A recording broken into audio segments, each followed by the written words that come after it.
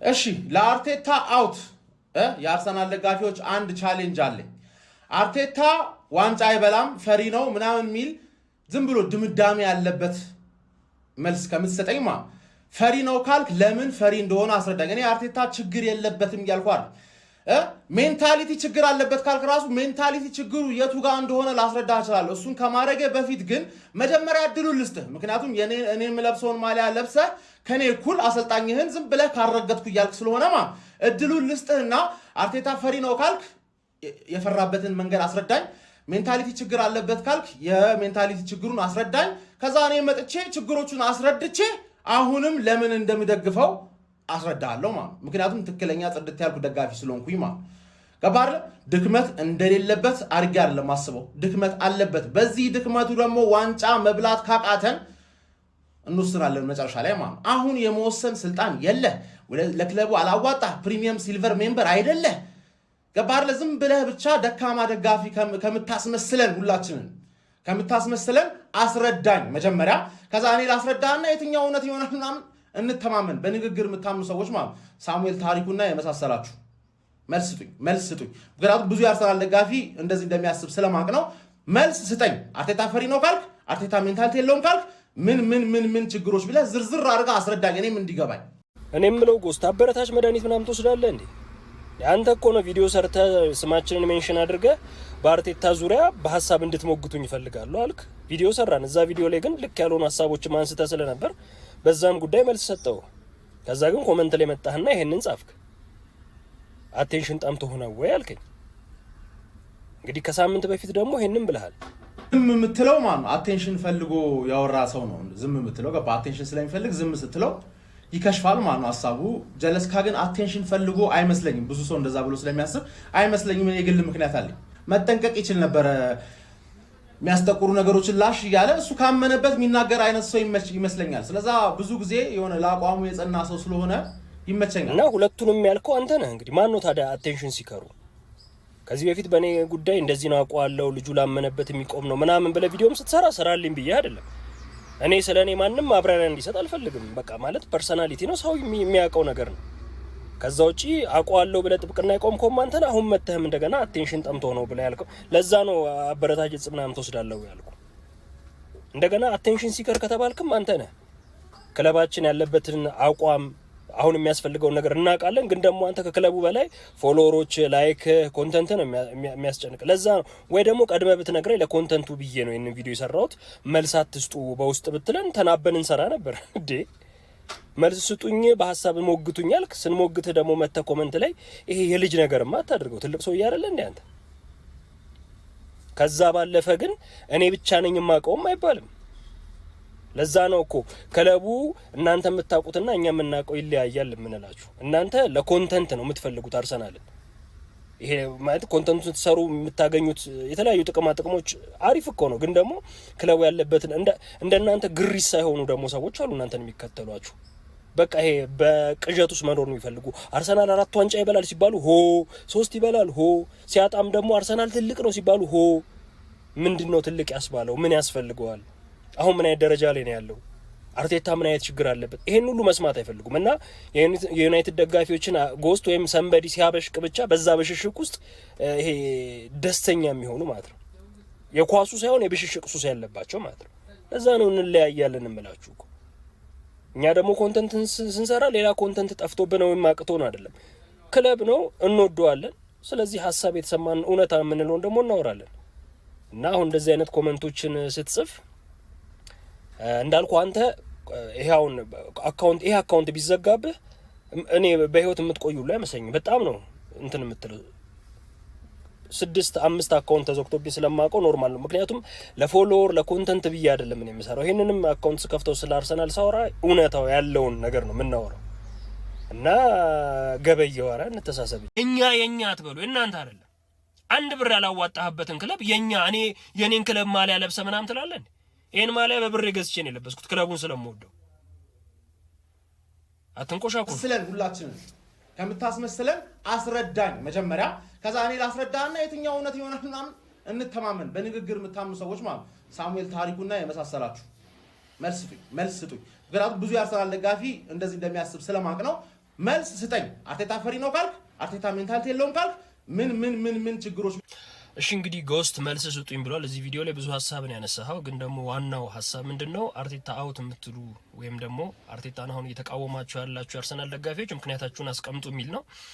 ምክንያቱም ከማስቀመጤ በፊት ግን እዚህ ቪዲዮ ላይ እንዳልከው አንደኛው እንደኔ የኔን ክለብ ማሊያ ለብሳችሁ አልክ፣ ከዛ መልሶ የሚጋጭ ነገር ደግሞ ሜምበርሺፕ ያላችሁ የክለቡ ባለድርሻ ምናምን ነው የምትመስሉት አልክ። ሁለት ራስ ባወራው የሚጋጭ ነገር ማለት ነው። ክለቤን እና የኔን ክለብ ማሊያ ያደረጋችሁ ስትል አንተ ነህ ሜምበርሺፕ ያለህ የምትመስለው፣ አርሰናል ላይ ትልቅ ድርሻ ያለህ የምትመስለው አንተ ነህ። እኛማ አላለም እኮ። ሲቀጥል ማሊያውን ገዝተህ የምትሰጠን አንተ አይደለህም። ሁለተኛው ነገር ደግሞ እናንተን አይተን ቢሆን አርሰናልን የምንደግፈው ጭራሽ የማንደግፈው ክለብ ነበረ። በእናንተ አይነት የድገፋ አይነት ማለትም ይሄ ደጋፊም ስርዓትም አንዳንዴ ስለሌላችሁ ማለት ነው። ያን ያልኩበት ከዚህ በፊት ኤርገን ክሎፕን የተናገርክበት መንገድ አለ። ፎቶውን ሰቅለህ ምን ስትል እንደነበር እንደዚህ አይነት ቢሄቪየር ያለው የአርሰናል ደጋፊ እኔ ይወክለኛልም አርሰናልም እንደ ኢትዮጵያ ደጋፊ ደግሞ ይወክላል ብዬ አላምንም። ምክንያቱም አርሰናል ሲሸነፍ አርቴታን መርዝ ብላ ብለህ ቪዲዮ የሰራው አንተ ነህ። እኔን ግን ፎቶውን ዘቀዘቅ ብለህ ልታርመኝ የሞከርክም ሰው ነህ። አንዳንድ ጊዜ ዝም ብሎ ለቪው ለፎሎወር ምናምን ብቻ ኮንተንት የምትሰሩ ሰዎች አላችሁ። እኛ ደግሞ የኮንተንት ችግር ሆኖብን ሳይሆን እግር ኳሱን ስለምንወደው የአርሰናልም ደግሞ ደጋፊ ስለሆንን ነው። እንዳንተ አይነት ደግሞ ማንነት ያላቸውም ሰዎች አሉ። ረጅም ዓመት እኮ ነው አርሰናል ሊደገፍ ነው፣ እኛ ሪል የአርሰናል ደጋፊዎች ለምናን የሚሉ ማለት ነው። ሪልና ፌክ እንዳለው ሁሉ አላውቅም ነበር። ምንድነው እኔ ዛሬም አርሰናልን መደገፍ የጀመረም ከ100 ዓመት በፊት ሲያይም ሲደግፍ የነበረም ለኔ እኩል ነው። ምክንያቱም አርሰናልን ከልቡ መደገፍ ከጀመረ ደጋፊ ነው። ምናልባት ረጅም ዓመት ኳሶችን አይቻል የአርሰናል ታሪኮችን አይቻል ምናምን ልትል ትችላለህ እንጂ የደጋፊነት እንትኑን ይሄ ሌቭሉን አንተ ልታወጣ አትችልም። ስለዚህ አንዳንዴ ከእናንተ ጋር የሚያርሰናል ደጋፊ መባል በራሱ አንዳንዴ ያሸማቅቃል። ምክንያቱም አርሰናል በተሸነፈ ቁጥር ወጣችሁ ፐርሰናል እያረጋችሁት የሌላ ክለብ ደጋፊዎችን ስለምትሳደቡ በዛ ደግሞ ቪዲዮ እየተሰራባችሁ እንደዚህ ናቸው እኮ የአርሰናል ደጋፊዎች ስንባል አይተናል። እና በጣም የሚደብርም ነገር እያደረጋችሁብን ያላችሁት እናንተ ናችሁ። ከዛ ውጪ አንድ ምነግርህ ነገር እኔ እንደ አርሰናልን ስደግፍ እንደናንተ ከሌላው ክለብ ደጋፊ ጋር ለመበሻሸቅ አይደለም። አላማዬም እሱ አይደለም። አርሰናልን የምደግፈው የምወደው ሀያል የምለው በራሴ ሌቭል ጠንካራ የምለው ቡድን ስለሆነ፣ ግን ደግሞ እንደሌሎቹ በተለይ እንደ ዩናይትድ እና እንደ ሊቨርፑል በታሪክ ደረጃ በስኬት ደረጃ ገናና እንዲሆንልኝ ስለምፈልግ ነው እንጂ ለመበሻሸቅ ብለንም አይደለም አርሰናል የምንደግፈው። ወደ ዋናው ጉዳይ ስንመጣ ግን አርቴታ ለምንድነው አውት የምትሉት ለምትለው አይን ያለው እንግዲህ ኳስን የሚያይ አርሰናል ደጋፊ ብቻ አይደለም፣ ከአርሰናል ደጋፊ ውጭ ያለም ሰው የሚያውቀው ነገር ነው። ይሄንን 6 ዓመት አርሰናልን ሲያሰለጥን መጀመሪያ ኡናይ ኤምሬ በሰራው ቡድን ላይ መጥተው ነው ኤፍኤ ካፕ የበላው። ከዛ ውጪ ምንም አይነት ታሪክ የለንም። ይሄንን ታሪክ እያወቅ ብዙ የአርሰናል ዋንጫ ማጣቶች ከአርቴታ ጋር የተያያዙ ናቸው፣ ከአርቴታ ውሳኔ ጋር የተያያዙ ናቸው የምንለው ዝም ብለን አይደለም። ውሳኔዎቹ በጣም የደከሙ ስለሆነ ተጫዋች ቅያሬዎቹ፣ እንደገና ደግሞ ተጫዋቾቹን በምን ሰዓት ስታርታፑ ማን መጀመር አለበት፣ ከዛ በኋላ ተቀያሪዎቹ ማን መሆን አለባቸው፣ አንዳንድ ጨዋታዎችን እየመራ ከዛ በኋላ ጨዋታውን እንዴት መቀጠል እንዳለበት ሁሉ የማያውቅ አሰልጣኝ ስለሆነ ነው። ያንን በተደጋጋሚ አይተናል። ሌላው እንግዲህ በሰሞኑ እንኳን 2 ዋንጫዎችን ስናጣ ራሱም አሁን መጨረሻ ላይ ኃላፊነት እኔ ነኝ የምወስደው ያለበትን ሁኔታ እንግዲህ አርቴታን አትናገሩብን ምናምን የምትሉት ግራ ስለምትገቡኝ ነው። እና በታሪክ ደረጃም እንግዲህ የካራባኦ ካፕን ዋንጫ በሱም ታሪክ በሱ ዘመን ቢያሳካው እንደ ፕሮፋይልም ለሱ አሪፍ ነበር። እንደ ደጋፊም ደግሞ ለ33 ዓመት ያላየነውን ዋንጫ የምናይበትን እድል ነው በአርቴታ ምክንያት ያጣ ነው። ኤፍኤ ካፑንም እንግዲህ ተጫዋቾቹን እኔ በጉዳት ተብሎ ወደ ሀገራቸው ሄደው እንዳይጫወቱ ወይም ደግሞ ያሉት ጨዋታዎችን ጥለው እንዲመጡ ተደረገ ተብሎ በጣም ሴሌብሬት ሲደረግ ነበረ፣ ሲወራ ነበረ። ሙድ መያዣ ነው የሆነው። እንደዛም ተደርጎ ግን ኤፍኤ ካፑን ማንሳት አልቻለም። እና ይሄ ሁሉ ድክመት ያለበትን አሰልጣኝ ይዘህ ምንድነው ችግሩ ስትለኝ እስቃለሁ። ገብቷል? ትልቅ ብር ተመድቦለት ተጫዋቾችን የገዛ ግን ደግሞ በነዛ ተጫዋቾች እንዴት ማሰለፍ፣ በየትኛው ጨዋታ መከላከል እንዳለበት፣ በየትኛው ጨዋታ አታክ ማድረግ እንዳለበት፣ የትኛው ጨዋታ ላይ ደግሞ ተጫዋቾቹን አለማሰለፍ እንዳለበት ሁሉ የሚያውቅ ተጫዋች አይደለም። ከኢንተር ጋር የነበረውን የቻምፒየንስ ሊግ ጨዋታ እኮ ምንም የማይጠቅመንን ጨዋታ ሙሉ ተጫዋቾች አሰልፎ ሲጫወት የነበረ እኮ አሰልጣኝ ነው። ኦሬዲ ያረጋገጠን ቡድን ይዞ ማለት ነው ቻምፒየንስ ሊጉ ላይ። እና እንደዚህ አይነት ክፍተቶች ባሉበት ሁኔታ አርቴታ ችግሩ ምንድነው የምትለው ነገር የሚያስቅም ነው።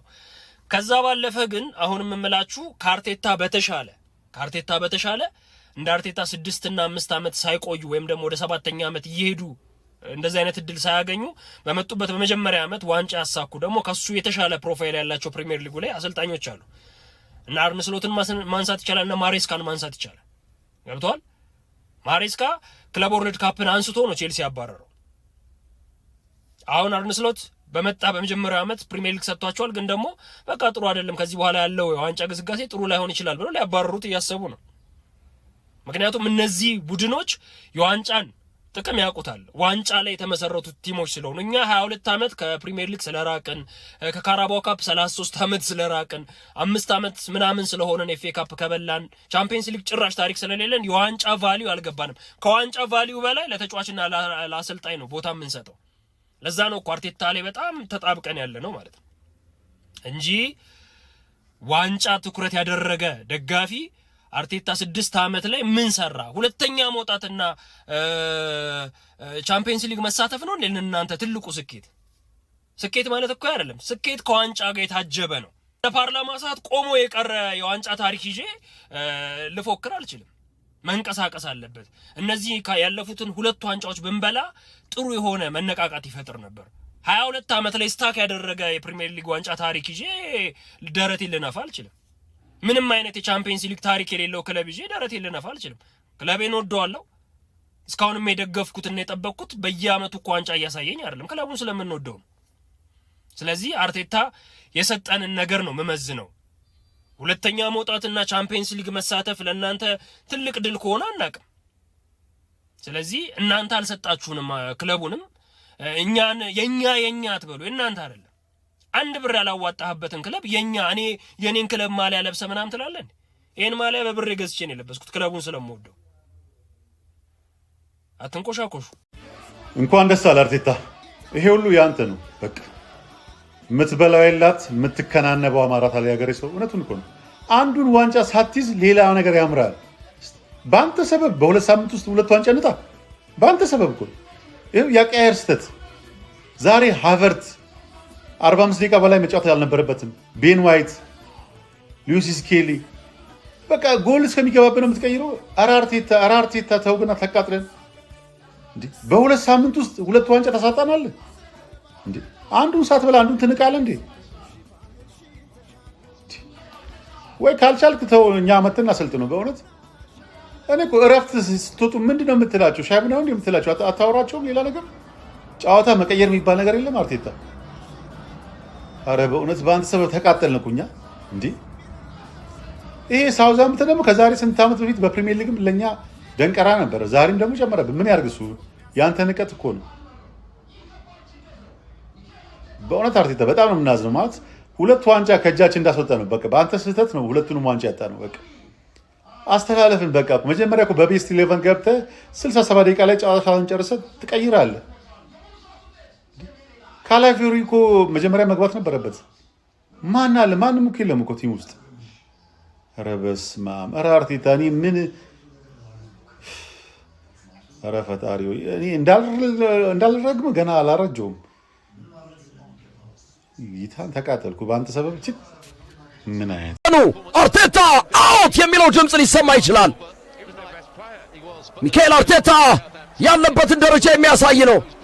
ምን ያህል የማይጨበጥ አሰልጣኝ መሆኑን የሚያሳይ ነው። አለ ሲባል የለም፣ የለም ሲባል አለ አይነት አሰልጣኝ ነው። አይ ሚዜነት ተስማምቶኛል የሚል ካለ ከአርቴታ ጋር መቀጠል ነው።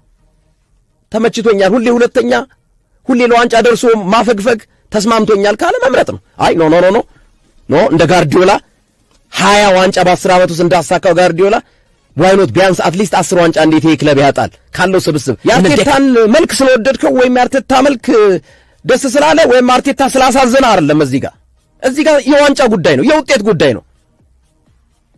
የአርቴታ ውጤት ተመችቶኛል፣ አርቴታ አርሰናል ቤት ውስጥ ቢቆይ ጥሩ ነው የሚል ካለ እንደ ራሱ ምርጫ ነው የሚወሰነው። ሚዜነት የተስማማው ሰው ተስማምቶኛል፣ ሚዜነት የተስማምቶኛል ካለ መቀጠል ነው። አይ ኖ ዋንጫ ፈልጋለሁ፣ ሁሌ እየተወዳደርኩ ሚዜነት ሰልችቶኛል የሚል ካለ ሌላ ደግሞ የዋንጫ አሰልጣኞችን መምረጥ ነው። ቡድን እኮ አቅም ስላለው እኮ ነው አሁን እኮ ችግር። ኤግዛክትሊ በእነዚህ 7-8 ዓመታት ጊዜ ውስጥ ሚካኤል አርቴታ ማግኘት ከነበረበት 26 ዋንጫ